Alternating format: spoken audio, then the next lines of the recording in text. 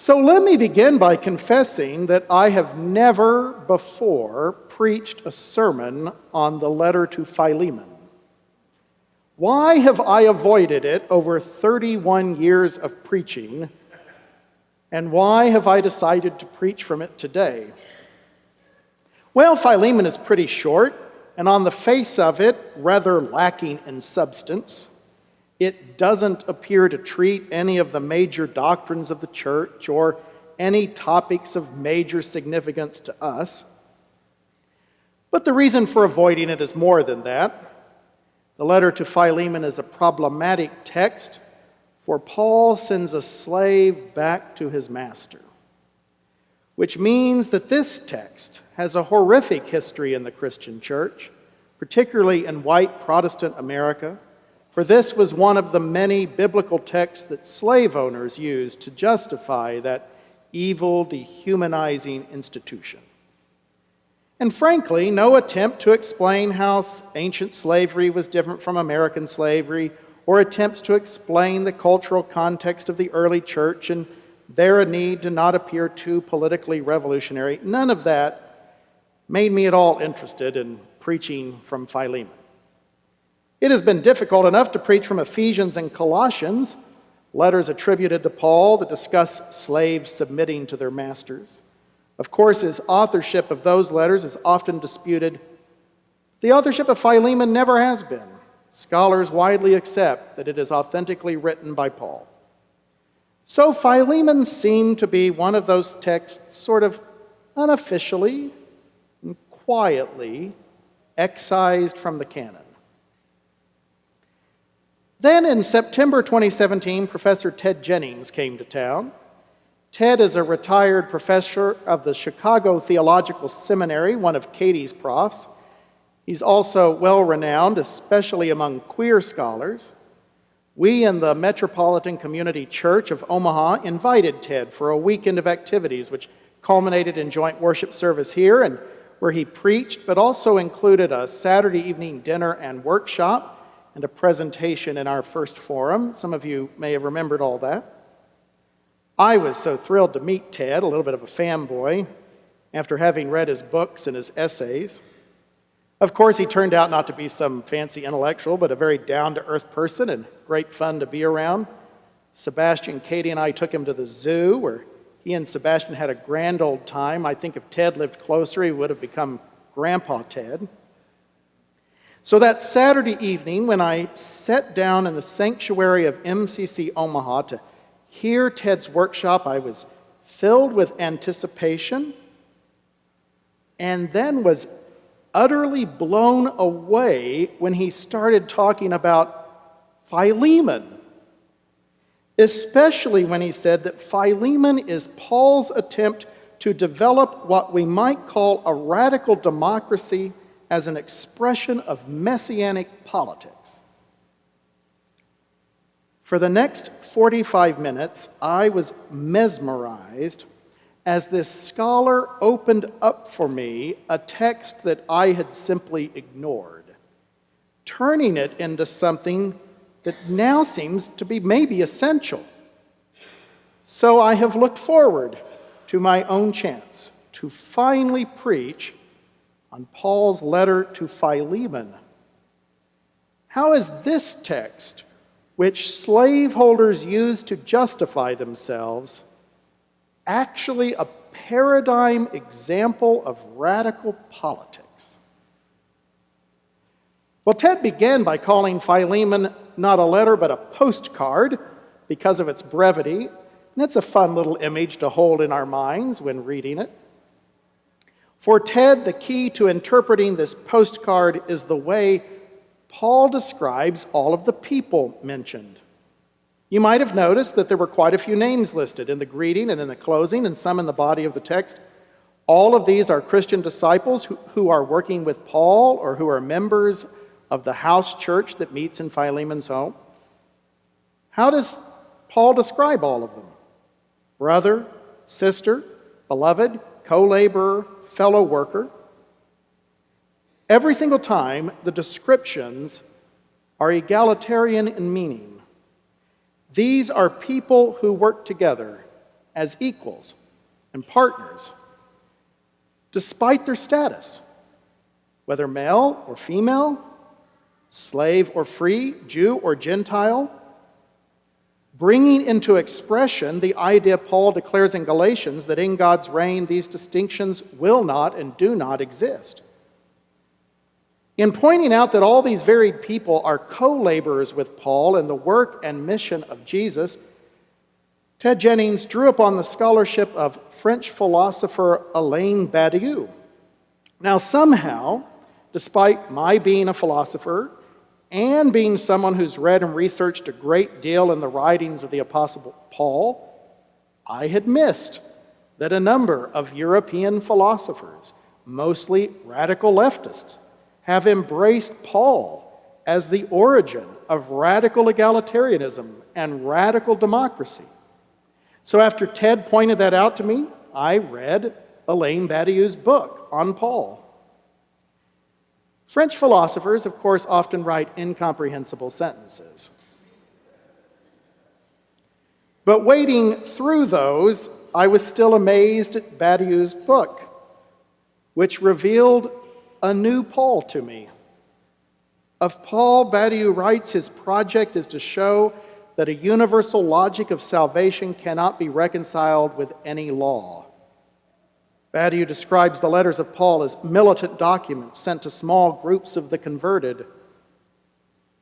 On this point about a diverse group of disciples being co-workers together, Badiou points out that all equality is that of belonging together to a work. To have true equality, there must be a shared egalitarian endeavor. And so the key message for interpreting the postcard to Philemon is that equality is rooted in a shared project, which all can work on together and all can benefit from. So what is that project in Paul's case? It is his mission from God to share the good news of Jesus Christ and to bring about the salvation of humankind.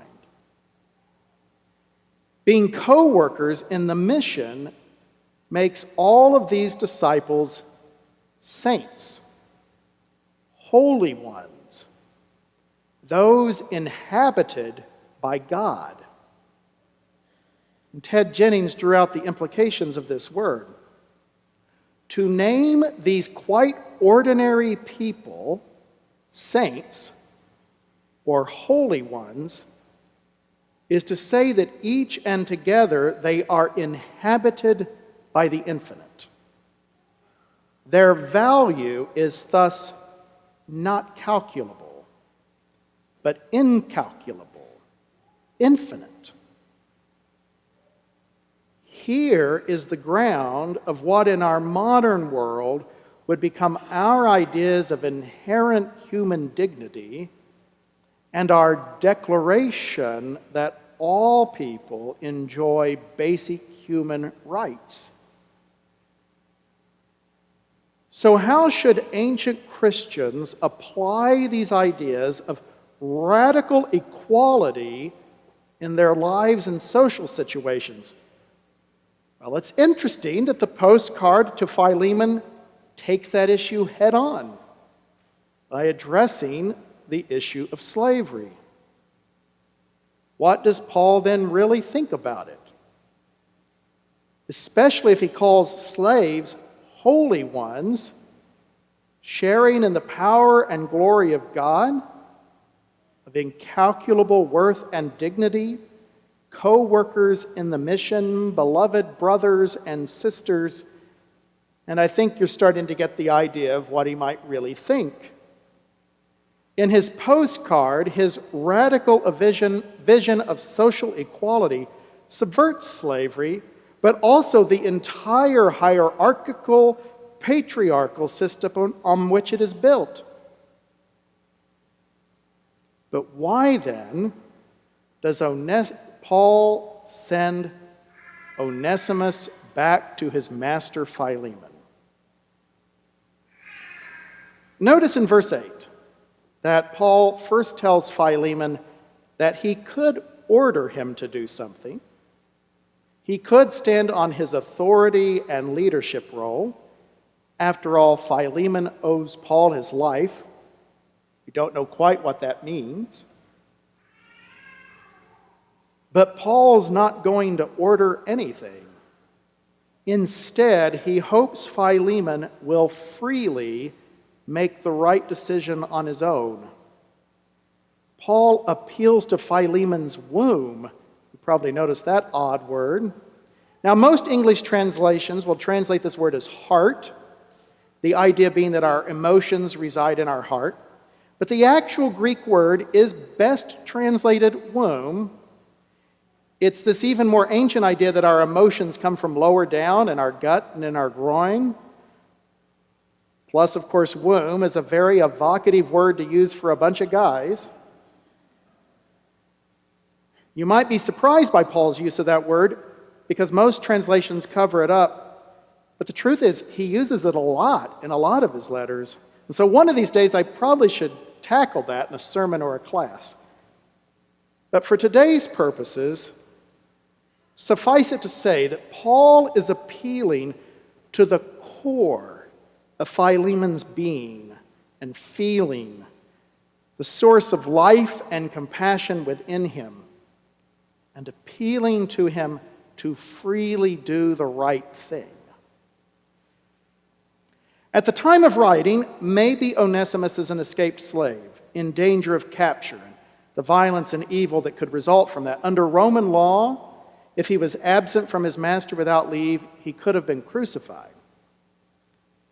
But we really don't know the details or how all of these people are connected. Ted Jennings describes it as just a tiny glimmer of a complex situation. Onesimus has come to Paul, maybe seen in Paul someone who could help him. Onesimus has now been working with Paul, and they have clearly become very close. Paul even describes Onesimus as his own child, his own heart or womb. One can hardly imagine more intimate language than this. And so Paul is sending this man that he loves home to Philemon, urging Philemon to do the right thing. And what is the right thing? The action's never clearly stated, but is implied. Philemon should voluntarily send Onesimus back to work with Paul, who is now an old man and a prisoner and needs the help.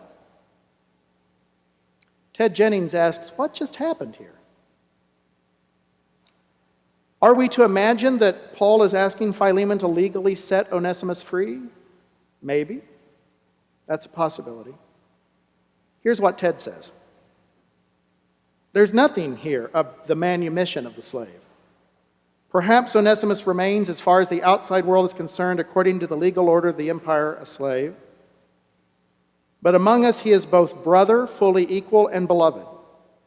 Here the messianic movement of Paul finds a concrete way of abolishing the separation of slave and free. The reform of the empire was not in question, still less a revolt of the slaves. Rather, the invention of a new sort of sociality in which these distinctions are overwhelmed. In the messianic reality taking shape in the now time, the messianic time. Ted said he was helped in this interpretation by his friendship with Steve Biko, the anti-apartheid activist who was murdered by the South African government.